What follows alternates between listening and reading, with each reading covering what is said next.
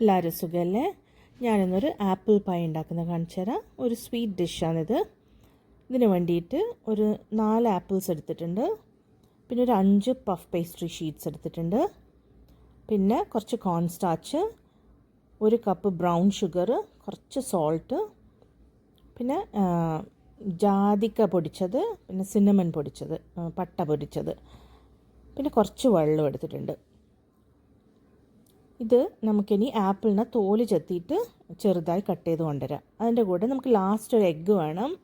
Egg wash ചെയ്യാൻ വേണ്ടിയിട്ടാണ്. ആപ്പിളിൻ്റെ തോലെല്ലാം പൊളിച്ച് നല്ല ക്യൂബ്സായിട്ട് കട്ട് ചെയ്തെടുക്കുക. ഈ ആപ്പിളിനെ നമുക്കിനി കുക്ക് ചെയ്യേണ്ടതാണ്. ഇനി ഒരു 2 ടേബിൾ സ്പൂൺ ബട്ടർ വേണം.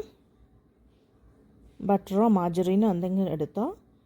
എന്നിട്ട് ഒരു പാൻ വെച്ചിട്ട് അതിൽ നമുക്ക് ഈ ആപ്പിളിനെ ഈ മെൽറ്റഡ് ബട്ടറിൽ ഇട്ട് ഒന്ന് ഇളക്കാം. അതൊന്ന് ഫുൾ മിക്സായി കഴിയുമ്പോൾ നമുക്ക് സ്പൈസസ് ഇടാം. നട്ട്മേഗും സിന്നമണും പൊടിച്ചത് നല്ലോണം മിക്സ് ചെയ്തിട്ട് എല്ലായിടത്തും ഈവണായിട്ട് പുരട്ടിക്കഴിഞ്ഞാൽ ഇനി ബ്രൗൺ ഷുഗർ ഇടാം. ബ്രൗൺ ഷുഗർ ഇടുമ്പോൾ കുറച്ച് വെള്ളം ഇറങ്ങി വരും. അപ്പം അതിനൊന്ന് കട്ടിയാക്കാൻ വേണ്ടിയിട്ട് നമ്മൾ കോൺ സ്റ്റാർച്ച് ഇടുന്നത്. അത് നോക്കിയിട്ട് ഇടുക.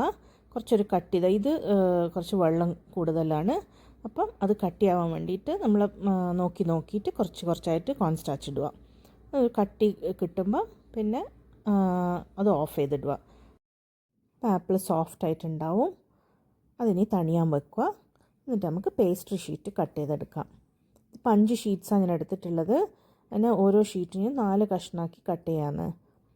ഈ 4 കഷ്ണത്തിന് ചെറിയ പൈസ ആക്കുകയാണെങ്കിൽ നമുക്ക് 4 പൈ തന്നെ കിട്ടും.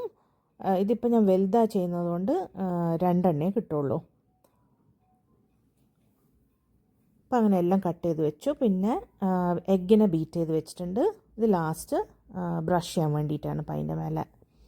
ഇനി നമുക്ക് ലൈനിങ് ചെയ്യാം. ഇനി ഓരോ ഷീറ്റിൻ്റെ അകത്ത് നമുക്ക് ആപ്പിളിൻ്റെ ഫില്ലിങ് നിറയ്ക്കുക. എന്നിട്ട് മറ്റേത് പീസ് എടുത്ത് അതിൻ്റെ മേലെ പൊത്തിയിട്ട് സൈഡെല്ലാം ഒന്ന് ഒട്ടിച്ചു കൊടുക്കുക. അപ്പം ബേക്ക് ചെയ്യുമ്പം അത് പോപ്പായിട്ട് പുറത്തേക്ക് വരാണ്ടിരിക്കാനാണ്. പിന്നെ മേലെ ഒരു 3 വരയും വരഞ്ഞു കൊടുക്കുക. അപ്പോൾ സ്റ്റീം എസ്കേപ്പ് ആയിക്കോളും. അങ്ങനെ എല്ലെണ്ണവും അങ്ങനെ ചെയ്ത് വെക്കുക. ലാസ്റ്റ് അതിൻ്റെ മേലെ എഗ് വാഷ് ചെയ്യുക.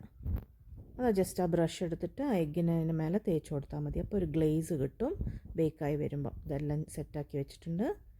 ഇത് വലുത് ഒരു 8 എണ്ണവും പിന്നെ ചെറുത് ഒരു 4 എണ്ണവും ചെയ്തിട്ടുണ്ട് ഞാൻ. ഇത് ആയതാണ്. ഒരു 175 ഡിഗ്രി സെൽഷ്യസിൽ വെച്ചിട്ട് ഒരു 10-15 മിനിറ്റ്സ് ചെയ്തതാണ്. നോക്കി ചെയ്യണം. ഇത് റെഡി ആയി കഴിയുമ്പം നല്ല ഫ്രേഗ്രൻസ് ആയിരിക്കും ആ സിന്നമണിൻ്റെയും നട്ട്മേഗിൻ്റെയും.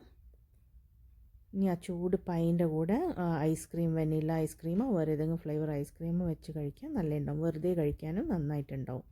അകത്ത് നല്ല ജ്യൂസി ആയിട്ടും ഉണ്ടാവും. ട്രൈ ചെയ്ത് നോക്കണേ. താങ്ക്സ് കേട്ടോ.